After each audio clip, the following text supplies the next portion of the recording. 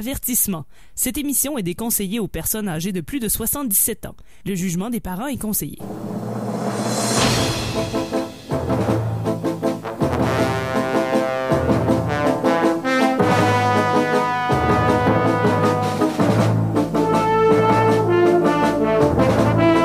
Amateurs de bande dessinée, de Gogno et de Matraque Molle, bienvenue à E égale RG2, un projet de la chaire de recherche en études tintinoludiques de l'Université du Québec à Beauceville.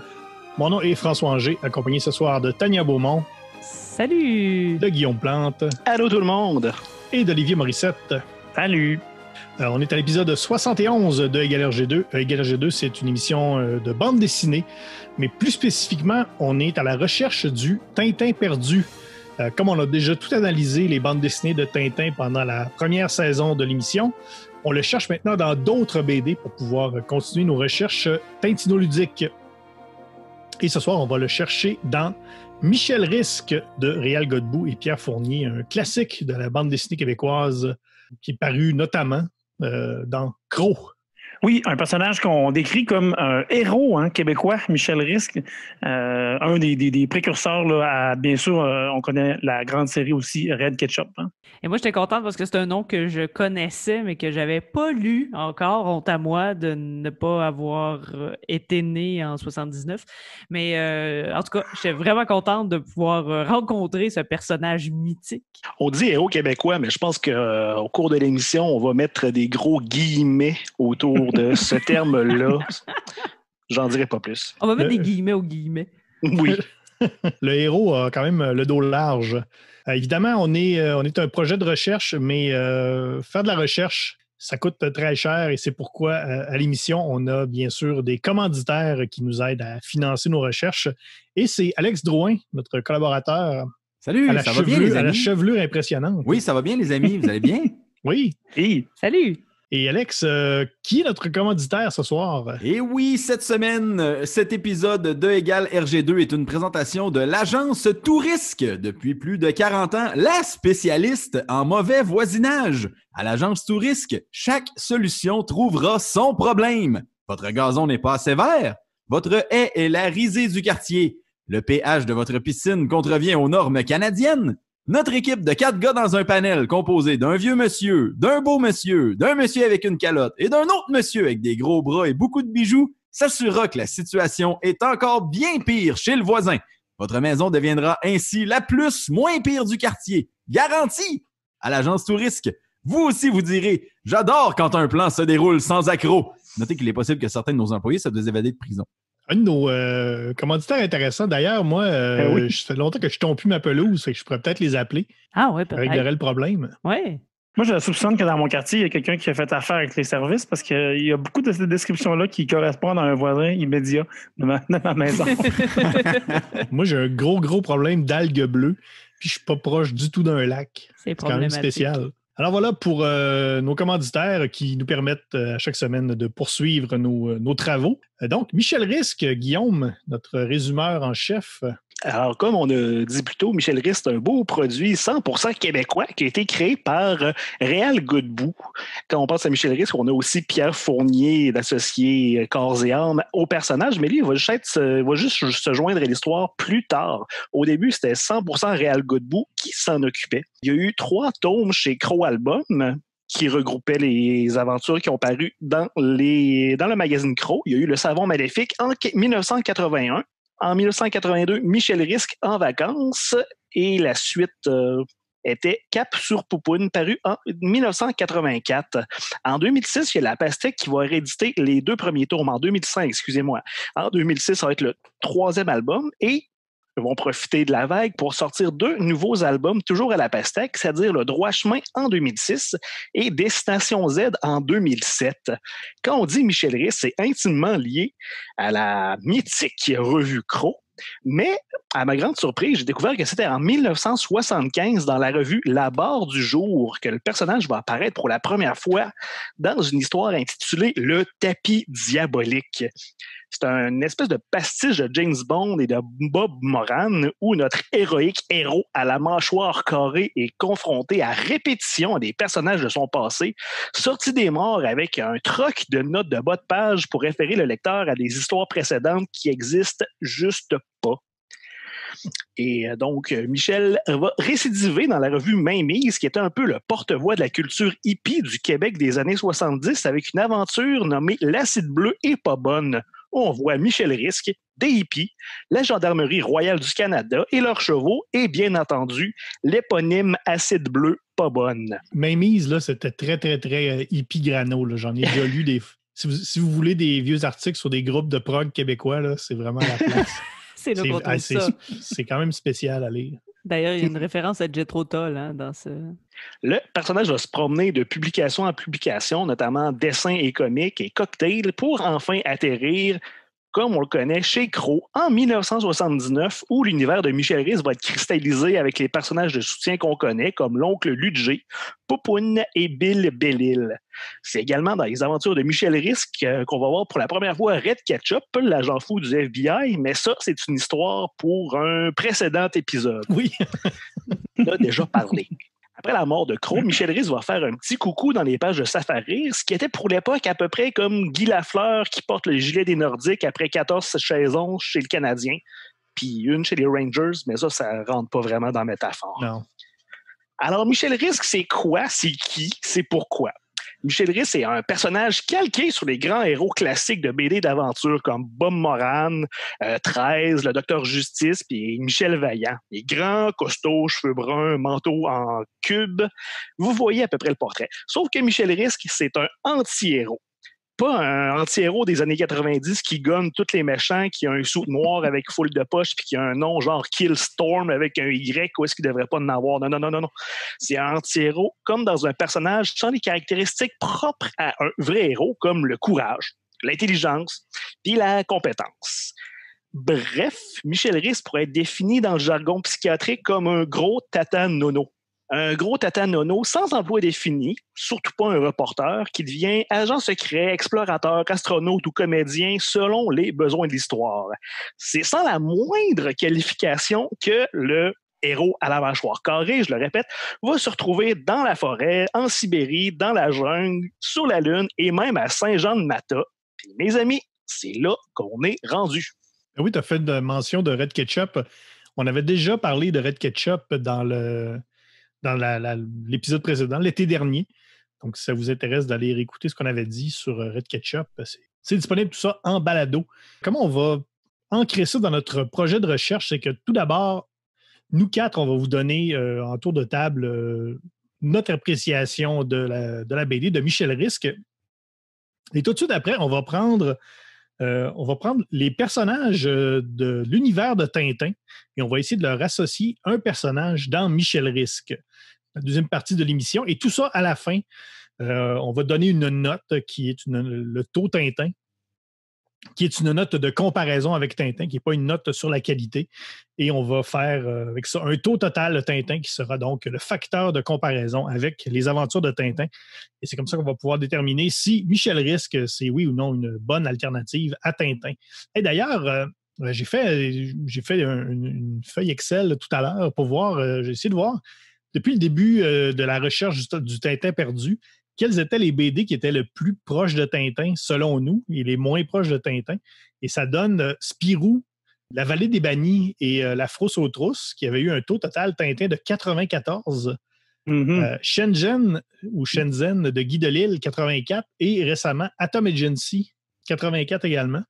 Et celle qui avait le plus bas taux total Tintin, on avait La Mort de Staline à 16, V for Vendetta à 14 et récemment aussi Saga à 8. On aurait pu aussi avoir Far Out si ça n'avait pas été de parents de Guillaume Plante. Oui, mais Guillaume qui a donné 78 à Far Out, alors que tout le monde avait donné presque pareil. Entre 5 et 10. C'est vraiment la note aberrante là, je pense, de toute la série. Après ça, on me disait que moi et mon généreux 20 à Saga, j'étais dans les patates. Hey, vraiment, c'était dans le champ. C'était un peu trop, là. Ça me rappelle la fois où tu avais dit que Watchmen, c'était le choix paresseux des BD de super-héros. Oui, la fois que j'ai livré la vérité. Mais voyons. bon, ça va encore se finir au doulise. Donc, voilà pour comment on va rendre ça scientifique. On va, on peut faire, oui, justement, un tour de table sur ce qu'on a pensé de Michel Risque. On commence toujours avec Olivier et on ne changera pas ça ce soir. Ben non. Hein? Donc, Michel Risque, comme on l'a dit, on a lu un intégral là, qui ramène même les premières apparitions du personnage dans des magazines. C'est d'ailleurs intéressant, ces premières pages-là, qui nous présentent un dessin très, très sommaire, je le dirais comme ça, souvent noir et blanc ou avec des tons de gris. Puis c'est intéressant, puisqu'on voit évoluer le personnage, mais on voit la variabilité puis l'évolution en graphique de ce personnage-là aussi au fil du temps. Ça m'a rappelé certaines bandes dessinées un peu, je dirais, underground ou punk là, qu'on a pu voir apparaître là, au fil du temps ou dans les petits fanzines là, des fois. D'ailleurs, les premiers épisodes là, sont publiés dans des publications qui étaient presque un fanzine. Là. Mais c'était donc ça, j'ai trouvé ça intéressant de voir ça. Certaines même rendues des pages de BD semblent être des scans des pages originales, là, où est-ce qu'on voit même des petites corrections ou des tapes à masquer là, apparaître dans tout ça. Pour ceux qui dessinent un peu ou qui s'intéressent à l'univers de la BD, ben, je pense que c'est intéressant de voir ces traces-là aussi là, avant le processing final. Là. Sinon, Michel Risque, au côté de l'histoire, c'est parfois, hein, mais même régulièrement, assez décalé. Hein. Michel là, est un personnage qui n'a pas beaucoup conscience de son entourage, hein, qui comprend bien ce qu'il veut, puis qui fait bien à sa tête, là, parce qu'il est un peu dadais là, dans tout ça. Là. Ça donne des situations assez folles, là, c'est assez rocambolesque. Puis ben là, les côtés personnage puis situation, là, Guillaume dans sa mère l'a dit assez bien, là, Michel se promène d'un milieu à l'autre là, sans vraiment suite logique, malgré qu'il y en a une quand même. Il y a une histoire quand même relativement intéressante. Parfois, surtout, on se rappelle, hein, c'est de la BD humoristique dans des publications souvent caustiques ou humoristiques. Là, fait que des fois, le ton, les genres de blagues ont peut-être je dirais pas mal vieilli, mais si on les prend dans l'œil d'aujourd'hui, ben ça donne peut-être des drôles de tons. Hein. On pourrait sûrement entendre des termes comme grossophobie et compagnie là, lorsqu'on parle de ces BD-là. Mais en tout cas, je pense qu'on pourrait dire tous les termes. Tous ces termes-là. Hein? Tous les termes, les ismes sont tous là. Ouais. Mais en tout cas, ça fait quand même partie du folklore de cette BD-là. Puis je pense qu'il faut prendre ça avec un grain de sel. Là. Mais ça reste une lecture intéressante pour son côté historique aussi, puis autant que pour l'histoire. J'ai quelquefois ri de bon cœur. Certaines situations sont quand même relativement drôles. Là. Puis j'avoue que plus le personnage avance, plus il se trouve intéressant à lire. Là. Les premiers épisodes sont peut-être plus difficiles à capter, mais au fil du temps, il y a une histoire qui se construit. Puis je trouvais que là, on commence à avoir un fil conducteur qui fait apprécier encore plus la lecture. Dans un des épisodes, je pense que c'est dans Michel Risque en vacances, par un concours de circonstances assez quand même spécial, il y a une fusée dans laquelle se trouve Michel Risque qui atterrit au lac Saint-Jean. Oui. Et toi, Olivier, tu es natif du lac Saint-Jean. Tu arrives d'ailleurs tout juste du lac Saint-Jean en ce moment même. Et dans la case, on voit la carte du lac Saint-Jean et une flèche qui nous montre où la fusée a atterri. Et tu as fait des recherches pour essayer de déterminer exactement où la fusée était atterrie. Oui. Tout d'abord, j'ai regardé où se dirige la flèche. Puis là, ça me semblait, la carte est quand même très bien faite. Là. Ça me semblait être soit le village de Labrec ou de Lamarche, hein, deux villages qui sont à quelques kilomètres de distance, là, au nord d'Alma. Là, fait qu'on parle nord-nord-est là, du lac Saint-Jean. Là, je me disais, est-ce que Michel est allé à Lamarche ou à Labrec? T'sais? Fait que là, il a fallu que je pousse mon investigation un peu plus pour vraiment décider où est-ce qu'il est allé. En fait, comprendre où est allé Michel dans tout ça. Donc, on voit des petits indices dans la BD qui peuvent nous faire comprendre où était réellement Michel. Tout d'abord, quand Michel rentre dans la ville, on voit qu'il y a à Val-au-Bleuet, un nom qu'on sait fictif, il y a 326 habitants qui vivent à Val-au-Bleuet. Selon les derniers chiffres de recensement, il y aurait environ 1519 personnes qui vivent à la Brec et 514 qui vivent à la Marche. Donc, déjà là, on peut se dire, probablement qu'il était à la Marche, une ville qui est plus petite, qui était probablement plus petite en 1970 aussi. Ensuite, lorsque Michel se fait intercepter par la SQ, il se fait ramener au pénitencier d'Alma. Et puis, on voit une pancarte où c'est marqué Alma, 26 000 avant d'arriver à Alma. Eh bien, la Brec se trouve à 24 km d'Alma, tandis que la Marche se trouve à 41 en fait, 39 à peu près kilomètres d'Alma. Donc, ce qui fait à peu près 26 000. Donc, là, déjà là, un indice supplémentaire qui nous dit que Michel est allé à la Marche et non pas à la Brec. Et puis, finalement, lorsqu'on regarde la carte de la Marche, la ville de la Marche est autour d'un lac. Et puis, il y a une rue qui a attiré mon attention qu'on appelle le chemin de la Pointe Savinsky, patronyme russe. Oui. Pourquoi est-ce qu'on aurait donné un patronyme russe dans une municipalité du Lac-Saint-Jean? Peut-être parce qu'une capsule lunaire russe aurait atterri sur cette dite pointe. Donc là, je pense que là, CQFD, comme on dirait dans le jargon, on comprend bien maintenant que Val-au-Bleuet est un nom fictif pour la ville de La Marche, où c'est là qu'a visité notre ami Michel Risque. Il n'y a malheureusement plus l'hôtel Tremblay ouvert à La Marche, mais on comprend qu'avec les aléas du temps, probablement que cet hôtel où est-ce que la musique country abondait est maintenant disparu du paysage du village. Probablement des condos, Oui, c'est ça. Probablement des condos sur le lac. Oui. Mm-hmm. Évidemment. Wow. Ben merci. C'est de la vraie recherche que tu as fait là, Olivier. Ben oui. Tout l'argent des commanditaires s'en vont à toi ce soir. Ces dépenses ne sont pas vaines. Tania, de ton côté? Moi, je découvrais Michel Risque. Évidemment, je connaissais son nom, là, et quand on a parlé de Red Ketchup, on l'avait aussi mentionné, mais je ne connaissais pas du tout. Et là, quand je l'ai vu, je me suis dit, mon Dieu, Stan Smith dans American Dad, je ne peux pas croire qu'il ne se sont pas inspirés de Michel Risque avec la mâchoire carrée, mais tu sais, qui est très proéminente, une espèce de bloc. Je veux bien croire que c'est un modèle de héros là, de ces années-là, mais il y a vraiment des similitudes avec les cheveux foncés. Ben oui, en tout cas, moi, je suis certaine, là, parce qu'on sait qu'il y a quand même des Québécois qui ont inspiré, entre autres, Hollywood, des affaires comme ça. Donc, pourquoi pas? Moi, je dis pourquoi pas?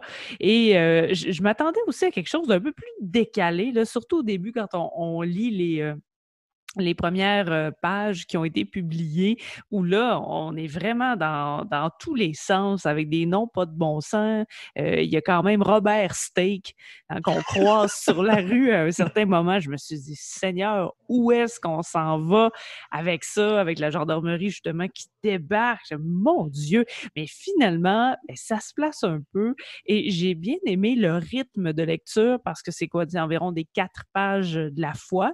Et à chaque fois, c'est une nouvelle aventure. Donc, nécessairement, il fallait donner un peu de jus. On poursuivait l'histoire. Et finalement, je me suis surprise à vraiment aimer le rythme aussi. C'est niaiseux, mais ça se peut. Oui, c'est rocambolesque. Oui, il s'en va dans toutes sortes de situations, dans toutes sortes de lieux, mais c'est juste assez tiré par les cheveux. Ça se peut quand même, ça reste cohérent. Et dans ce genre de récit-là, où on va vraiment aux 4 coins du monde sans lien, c'est facile de perdre sa cohérence, mais là, il y a quand même un fil. On comprend pourquoi. On revient avec les personnages. On ferme certaines portes qu'on avait ouvertes. On tue les gens quand ça fait plus notre affaire. Il y a quand même beaucoup de monde qui meurt. Genre, et voilà, telle personne est morte. Voilà, ça finit là. Oui. Donc, je trouve qu'on referme quand même bien les destins. Et quel bon nom d'épisode, poivre, vodka, jus de tomate. En tout cas, moi, je trouve que ça n'a pas nécessairement mal vieilli dans l'histoire et dans le dessin, évidemment, là, toutes les affaires qu'on disait tout à l'heure, racisme, grossophobie, oui, évidemment, là, ça se dit pas. Il y a des seins gratuits, bien sûr, mais là, bon, j'en fais mon deuil, là, il y en a partout.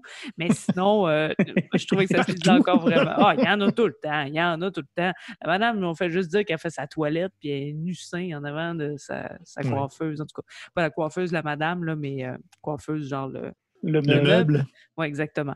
Donc, ça se lit encore très bien, je trouve, aujourd'hui. Et si on ne l'a pas fait, je pense qu'il faut le faire pour juste s'attacher à la bande dessinée québécoise.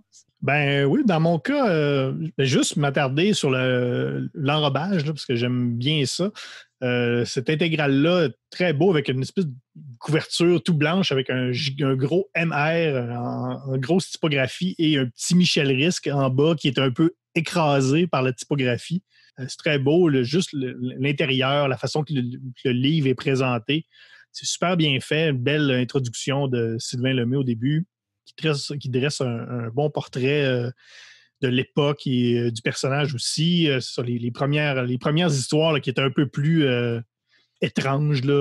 C'est intéressant aussi de voir un peu comment tout ça s'est construit. Il y a même l'histoire coécrite par Claude Meunier, là, qui est quand même bien spéciale, mais ça n'a rien à ça n'a pas grand-chose à voir avec le Michel Risque qu'on connaît par la suite. Là. C'est une espèce de vrai héros dans celle-là. Là. C'est une espèce de super, un super coureur des bois là, qui fait une pub. C'est bien spécial, mais le Michel Risque qu'on connaît comme tel, ben moi, j'ai aimé ça le lire aussi un peu par nostalgie, parce que je lisais quand même beaucoup Crow à l'époque, même si c'était pas nécessairement le truc que je préférais dans le Crow. J'ai aimé aussi de voir le style qui évolue au début du Savon Maléfique et à la fin de l'histoire du Savon Maléfique. On voit vraiment une évolution dans le style. Peut-être ce que je pourrais dire, c'est que un truc qui m'est venu, c'est que, dans le fond, Michel Risque, ben, comme Guillaume me parlait dans son résumé, c'est jamais l'instigateur de ces histoires là-dedans. Il est un peu amnésique, là, il ne sait pas trop ce qui se passe. Et, dans le fond, c'est un peu la base du héros Hitchcockien. Le gars normal à qui arrive un paquet d'affaires sans que ce soit lui qui est d'au-delà de l'action. Là. Ça y arrive à lui. Puis ça m'amène un peu à penser que, dans le fond, Michel Risque, c'est ce qui serait arrivé si Alfred Hitchcock avait réalisé Elvis Gratton. Ah oui. Pensez à ça. Là. Moi, ça m'a, en tout cas, ça m'a titillé un peu. Parce qu'il y a quand même pas tant de références culturelles québécoises. Il parle des expos à un moment donné. Fait que tout ça, là, ça m'a un peu... je suis arrivé à cette théorie-là. Également, qu'est-ce que j'avais noté? Meilleur nom de personnage secondaire de l'histoire de la bande dessinée québécoise, Constant Sorbet. Oui, son alter ego suisse. Ça, c'est parfait. Et aussi, vers la fin ça va pas Robert Steak, là, mais bon. Ben, Constant Sorbet, là, c'est... Robert Steak, on le voyait qu'une fois, par exemple. Constant Sorbet, ça, on l'entend souvent. On voit un petit peu plus. C'est d'un autre niveau. Là. En tout cas, pour moi, Constant Sorbet, c'est d'un autre niveau.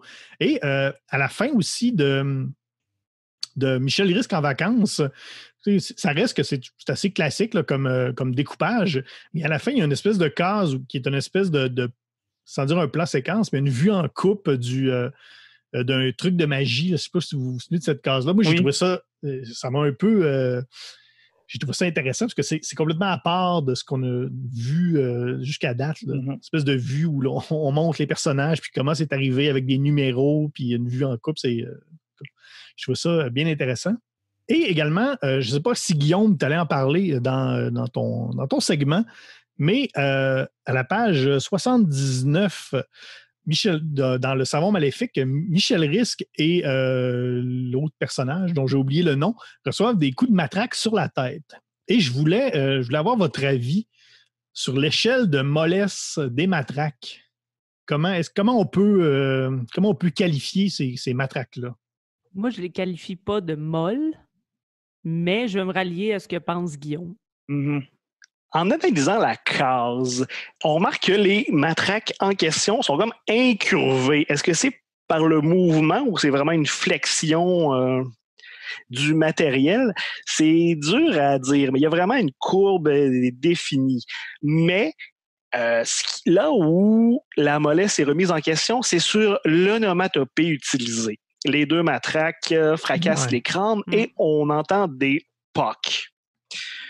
Ce qui signifie que les matraques en question ont aucunement absorbé l'impact et le choc, ce qui implique que les dites matraques sont quand même assez rigides. Si c'était une matraque un petit peu plus molle, on aurait pu avoir un flap, un whap ou un pouf, un plump. Un plump? Un plump. mais on a eu un POC, ce qui implique que les matraques sont rigides ou creuses, ce qui élimine l'hypothèse de la matraque molle là-dessus. Alors, sur une échelle de 1 à 10, je pourrais mettre dommage. au gros minimum 8,5 sur l'échelle molle. Ouais, c'est dommage. Ouais. C'est une quête incessante. Hein? Justement, Guillaume, tu nous parler de ton appréciation de C'était Michel vraiment Risque. le fun de voir la genèse du personnage. Moi, j'avais juste suivi ce qui se passait dans Crow, d'avoir su que ça précédait la revue. Ça m'a vraiment étonné. Puis c'était vraiment spécial de voir les styles tout à fait différents qu'on avait au tout début. On est habitué de voir Michel Risque le tata, mais là, au tout début, c'était comme il se voulait être une espèce de héros suave et efficace tout en étant tout à fait imbécile. Et après ça, oui, comme tu as mentionné, comme l'épisode où est-ce qu'il est coureur des bois, puis on a un épisode qui a plus de texte que d'images. Une espèce d'ambiance reggae vraiment bizarre. Mais c'est vraiment quand on tombe dans Crow que ça prend sa vitesse de croisière. C'est quand Pierre Fournier est embarqué sur le scénario, on a vraiment changé de vitesse. Et parce qu'on n'arrête pas de dire c'est tout à fait niaiseux, c'est invraisemblable, c'est cacophonique. Puis, comme j'ai mentionné, ça, il est dans le jungle, il est sur la Lune, il est partout. Il est partout, il est à Moscou. Tous ces événements-là, c'est sur une seule ligne directrice chronologique. Tout a une suite. Ça pourrait être juste niaiseux pour être niaiseux, mais Fournier est quand même toujours plein de surprises comme scénariste. On avait dit qu'on parlait de Red Ketchup, que ça pourrait juste être de l'écrapou puis juste de la violence gratuite. Mais non, il y a comme une finesse dans le scénario à laquelle on ne s'attendait pas. C'est ça aussi dans Michel Risque. Parce que oui, il y a des gags complètement ridicules, comme Michel Risque qui se fait élever par une famille de primates géants. On pense qu'on va en rester là, mais c'est super important plus tard. Même chose pour un joueur d'échecs sourd, muet, aveugle, télépathe. On se dit, ah ouais, c'est drôle, c'est niaiseux. Mais non, il revient, il est super important. Pour comparer, je dirais qu'il y a juste Arrested Development qui sème des événements de même qu'on voudrait balayer du revers de la main, mais qui nous reviennent d'en face avec une importance à laquelle on ne s'attendait pas. C'est Michel Risque. Si on s'intéresse le moindrement à la BD québécoise, c'est le fun de voir l'origine, un peu le grand-papa de la BD humoristique québécoise. Comme on a dit plusieurs fois, il faut en prendre puis en laisser. S'il y en a qui sont le moindrement accros à la justice sociale, ils vont saigner du nez un petit peu. Faut en prendre, faut en laisser. C'était l'époque, disons. Mais quand même, allez. Mais oui, c'est intéressant ce que tu dis parce que on n'a pas vraiment mentionné, mais dans le fond, Le Savon Maléfique qui est une histoire et Michel Risque en vacances qui est une autre histoire, c'est la même histoire quand même. Là. Ça se poursuit. Ouais. Il y a quand même comme une fin au Savon Maléfique, mais amène directement à l'autre. Puis Cap sur Popoun, c'est la suite de Michel Risque en vacances. Comme ça, c'est comme les comic strips américains là, qui passent dans les journaux. Là. C'est le fantôme puis tout ça, qui sont des histoires en continu depuis des dizaines et des dizaines d'années comme ça. Là. Donc, l'histoire de Michel Risque est terminée, oui, là, parce qu'il n'y a plus de nouveaux épisodes, mais ça reste que c'est une espèce de saga. Là. Oui, tout est nono, mais tout est justifié. Oui, ben oui. Ouais. Puis, avec le fil du temps, on l'a dit là, plusieurs fois, là, mais vraiment tout s'affine, hein, le scénario devient plus efficace, même le dessin. Là, quand on est rendu justement à Val-au-Bleuet, là, il y a un char de la SQ à un moment donné, là, il est super bien fait là, avec tous les détails de gyrophare et compagnie. Là, il y a du travail là-dedans. Là. On n'est plus là, dans les premiers albums où est-ce que Michel change de face aux 2 cases. Là, c'est vraiment plus mature. Là. Ben, c'est ça qui est intéressant avec un intégral comme ça. Par exemple, Red Ketchup, quand on voit les premières vraies aventures de Red Ketchup, là, pas celles dans Michel Risque, Red Ketchup, il est quand même assez défini, là, puis il reste comme il est depuis encore jusqu'à aujourd'hui, parce qu'il y a encore des nouvelles histoires de Red Ketchup dans les plus récents numéros spéciaux de Crow. Mais c'est ça, Michel Risque, on voit vraiment l'évolution même du dessinateur. Là, c'est Réal Godbout là, 1.0. Là, même il y a des espèces de strips là, où il rencontre Jean Béliveau, où c'est comme même pas drôle. C'est juste Michel Risque qui rencontre Jean Béliveau. Bonjour, je suis Michel Risque. Bonjour, je suis Jean Béliveau. C'est juste ça. Là. C'est ça. C'est vraiment le début du dessinateur. T'sais. Ben voilà pour le tour de table. On va passer à la partie questionnaire, comme on a rebaptisé. Donc, on va prendre la plupart des personnages de l'univers de Tintin et on va essayer de leur associer un personnage dans Michel Risque et à la fin, on va donner une note à tout ça pour essayer de voir est-ce que Michel Risque, c'est oui ou non une bonne alternative à Tintin? Est-ce qu'on pourrait remplacer les aventures de Tintin par Michel Risque? Comment on va calculer tout ça? Comment on rend ça scientifique? Ça prend des données. Et ces données-là, on les obtient avec un goniomètre. Guillaume, un goniomètre, qu'est-ce que ça fait? Un goniomètre, ça mesure des gonions. Malheureusement, on n'a plus notre goniomètre, mais ce qu'on fait à la place, c'est qu'on calcule en Tintin. On va tous vous donner notre taux Tintin, qu'on va par la suite convertir en taux total Tintin, qui sera la note globale. Si vous voulez faire la conversion à la maison, si vous avez un goniomètre à portée de main, un Tintin, c'est 1,33 gonios. Et évidemment, le taux total Tintin à la fin, ce n'est absolument pas un gage de... Ce n'est pas une note sur la qualité, c'est vraiment juste une note de parallèle avec Tintin. Et on va commencer, mais évidemment, vous y allez comme vous le sentez. Dans Michel Risque, qui serait le meilleur Tintin? Moi, je pense que ça reste quand même Michel Risque, là. Malgré tout, c'est un reporter. À la base, on ne le voit pas vraiment, là, mais un moment donné, il y a une Mais il y a tous les métiers. Il y a tous les métiers, mais un moment donné, il y a une machine à écrire dans le cou. Hein? Tous les reporters font ça. Oui. C'est lui qui vit les aventures. Il rebondit quand même rapidement dans les situations. Moi, je trouve... Il voyage beaucoup. Moi, je trouvais que ça faisait quand même un Tintin. Mm-hmm. Je trouvais aussi que... Moi aussi, j'ai dit Michel. Même si c'est un peu un tata, je trouve qu'il a bon cœur quand même, puis qui est loyal, là, qui est honnête. Là, fait que je suis pas prêt à dire que c'est lui aussi le Tintin dans tout ça. Là. En fait, moi, je le verrais comme l'anti-Tintin. Dans Red Ketchup, on avait dit la même chose, que dans le fond, Red Ketchup, c'était l'anti-Tintin, même physiquement. Tant que je me ravise, je pourrais dire que Red Ketchup, c'est Tintin sa coke. Littéralement. Puis si on veut aller un petit peu plus loin, on avait la BD X-Stout qu'on avait fait aussi l'année passée, où là, c'était peut-être Tintin sur les champignons magiques ou sur l'acide. Et Michel Risque serait vraiment l'anti-Tintin. Dans le sens qu'il arrive les mêmes aventures que Tintin, contre son gré. Il y a même une référence à « On a marché sur la Lune », là, avec « On va rouler sur la Lune ». Oui. Où les Russes décident de construire une autoroute sur la Lune. Mais je pense qu'il y en a un pour vrai. Moi, j'ai mis Bill Bellil comme Tintin. Parce que c'est un reporter, il est compétent, il est aventurier, il va se salir les mains. Ce serait un excellent héros s'il n'était pas laid à coucher droit avec une face de castor. Il n'est pas beau. il est laid, là. Il est horrible. Puis tu sais, il était pas si mal avant d'aller sur la Lune. Puis quand il va sur la Lune, là, ça se peut. Ben, il va dans les goulags, après ça, il va sur la Lune. Là, Après ça, il va au lac Saint-Jean, c'est pas mieux, tu sais. Ouais, pauvre Bill.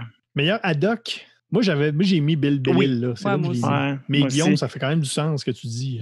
Ben, pour son côté compagnon puis bourru, là, tu sais. Très colérique, rendu un certain point. À un moment donné, là.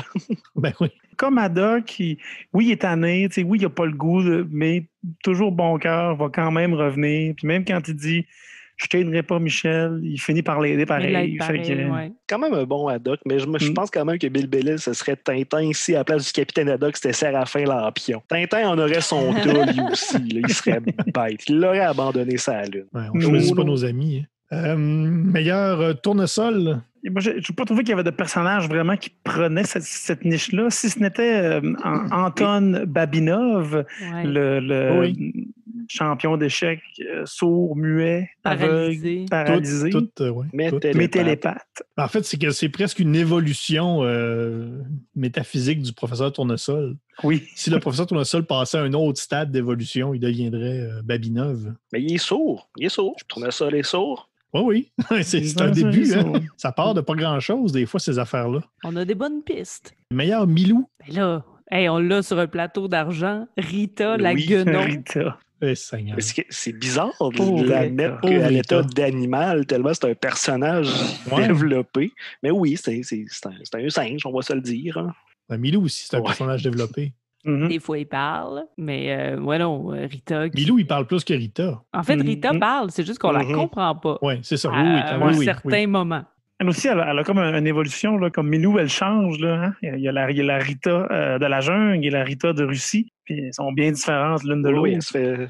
Comme du niaiseux assumé, puis très bien fait, ça donne Oui, des c'est affaires ça. de même. Pour ceux qui n'ont pas suivi, c'est Ouais. un singe géant qui se fait raser et il se fait comme modifier les membres pour avoir l'air plus humain pour être championne en gymnastique. Gymnaste. Pour représenter Ça la pourrait Russie. être épais, mais Très soviétique. ça marche. Tout marche. Ben oui, ça. Ça marche, puis le personnage reste là quand même. C'était Non. juste un gag, ouais, c'est ça.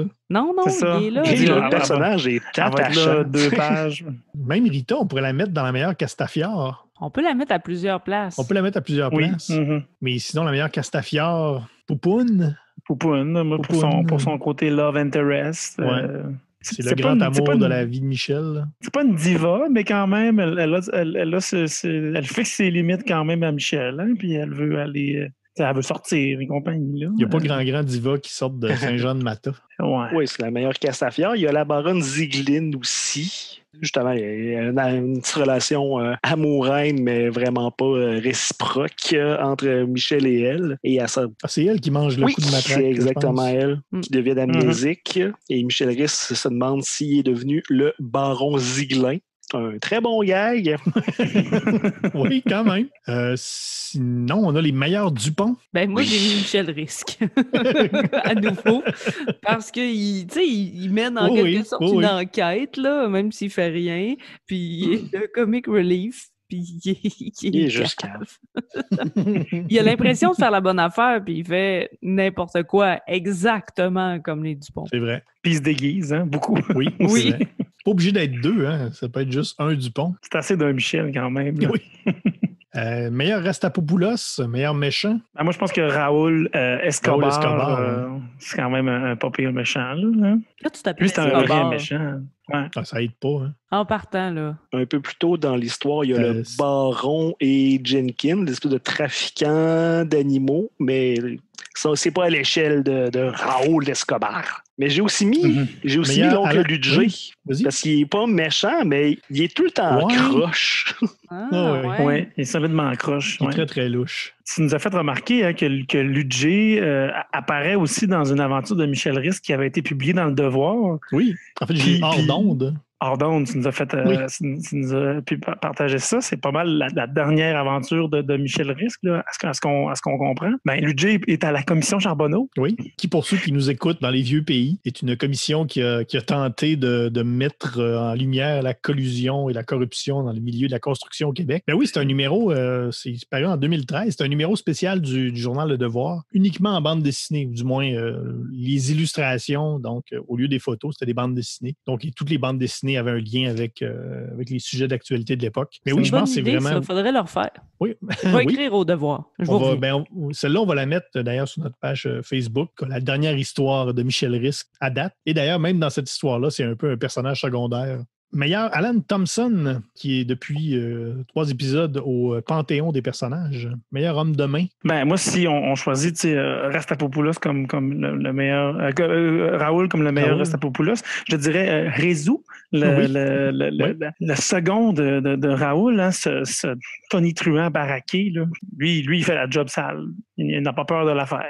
Moi, j'ai mis Irina Tchourine, qui en quelque sorte est l'homme, la femme de main, parce que c'est elle qui doit gérer les frasques de Michel Rhys, qui est le suicide de ce Constant Sorbet. Hein, on va le dire, c'est quand même rough, là, en tout cas. Fait que c'est elle qui gère tout ça, tu sais, mais c'est elle qui est poignée aussi là, en Biélorussie. Donc, ils sont pas là nécessairement en Géorgie. Fait que c'est comme elle qui fait le travail sur le terrain, mais c'est pas elle qui est en haut, ben, d'une promotion. En tout cas, je l'ai mis comme meilleur Alan Thompson.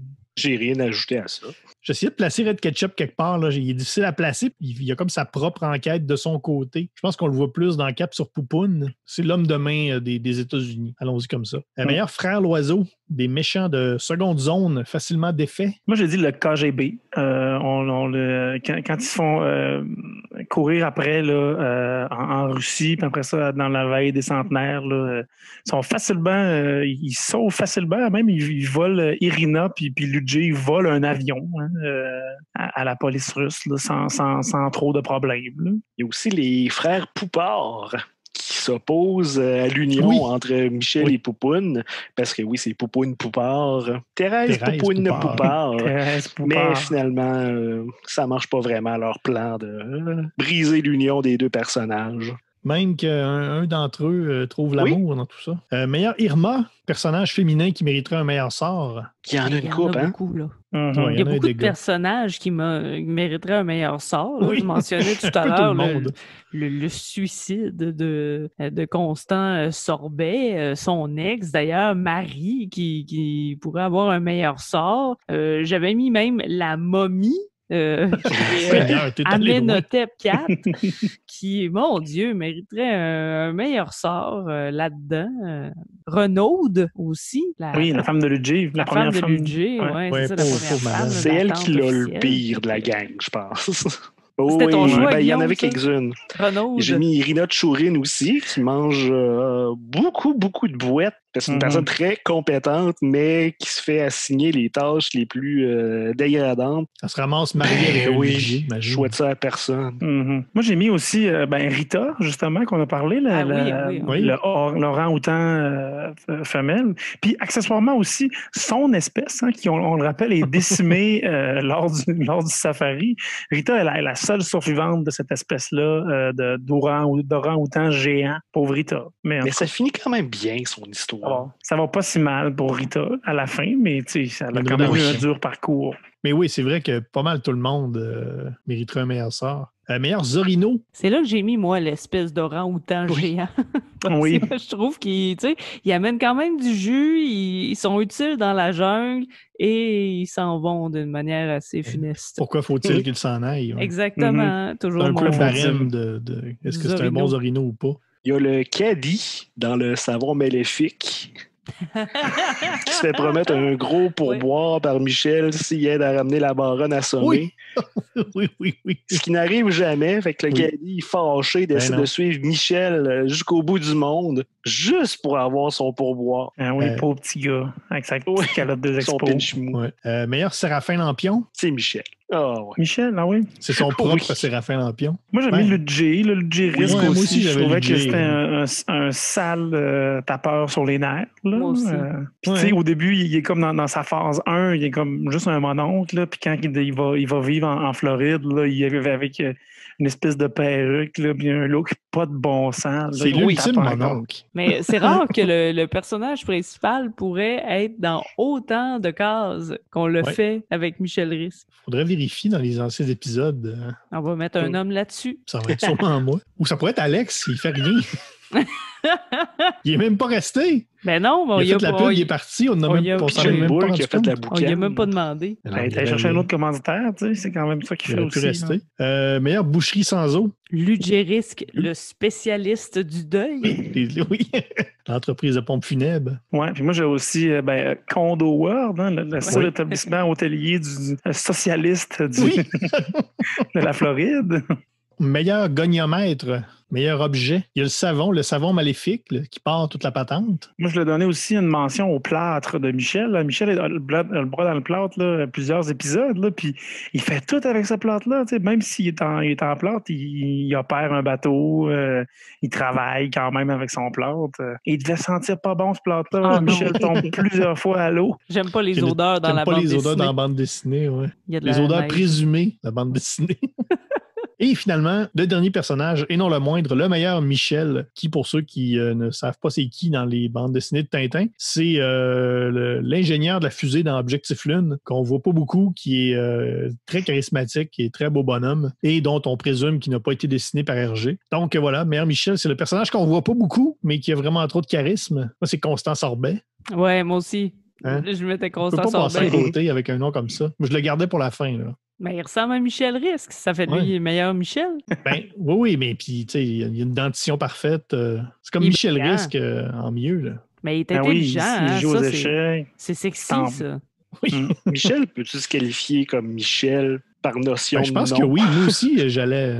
Est-ce qu'être un Michel, c'est une espèce d'état d'esprit? Est-ce que tu peux être le meilleur Michel juste parce que ton nom est Michel ou ça te prend quelque chose d'autre? C'est Michel. Si Michel n'est pas le meilleur Michel, il y a un problème. Mais j'ai aussi mis un personnage que j'ai sursauté quand je l'ai vu, c'est Olga Dynamo, qui est un personnage super important dans les Red Ketchup. Mais là-dedans, elle travaille dans l'industrie du tourisme, puis qu'elle a comme 2-3 ligues, mais finalement, elle se retrouve complètement par hasard quasiment à la tête du KGB qui remplace un des personnages méchants. C'est elle qui fait sa toilette.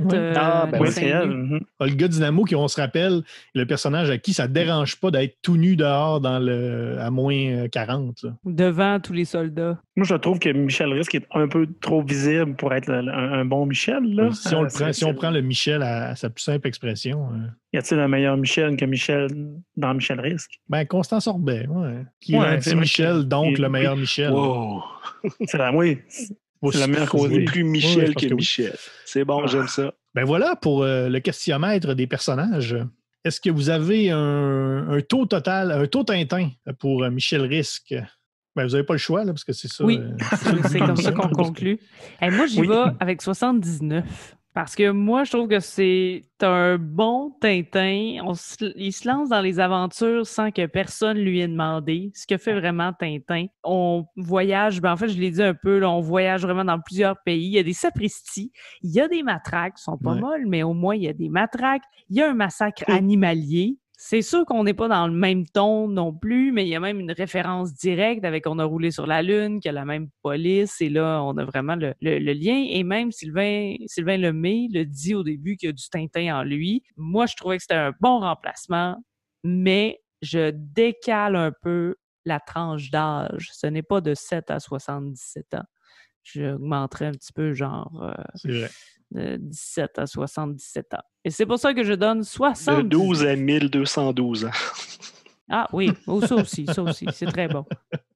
De mon côté, 62 Tintin. Moi aussi, je voulais donner plus que la moitié parce que effectivement, le voyage, il subit, mais quelquefois aussi, il prend un peu d'initiative, là, Michel, là, dans ses aventures-là, puis il finit par s'en sortir toujours d'une façon ou d'une autre.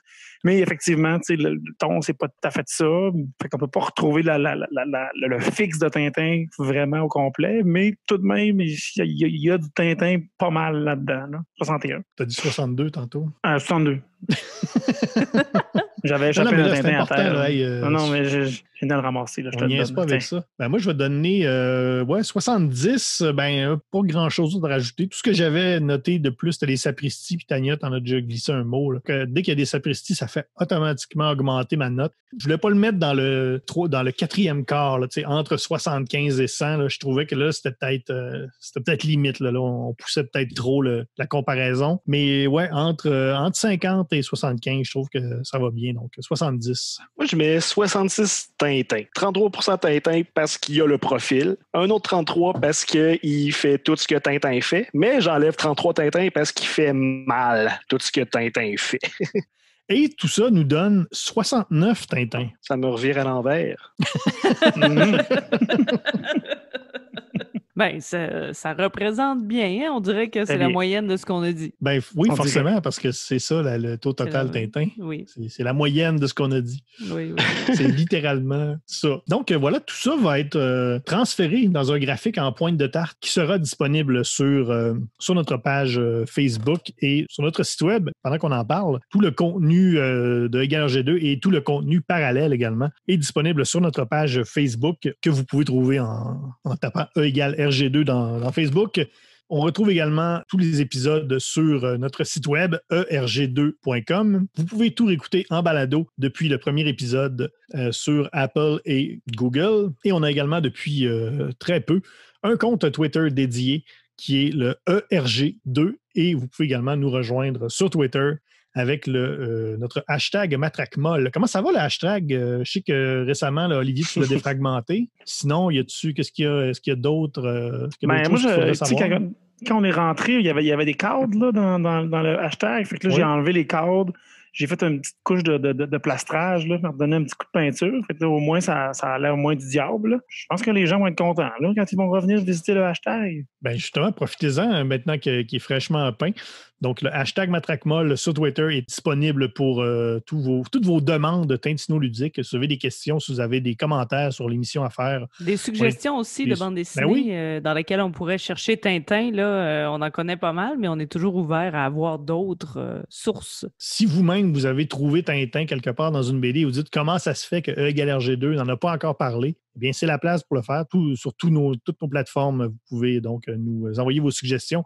Vous pouvez nous complimenter sur les réseaux sociaux. Ça fait toujours plaisir. La semaine prochaine, on va parler de Soda. Guillaume, tu es un peu plus familier avec Soda. Là. Oui, c'est une bonne vieille série policière old school avec des gens qui glissent sur des coffres de char. Là. C'est une série de flics. OK, super. Donc, ça va être ça pour la semaine prochaine.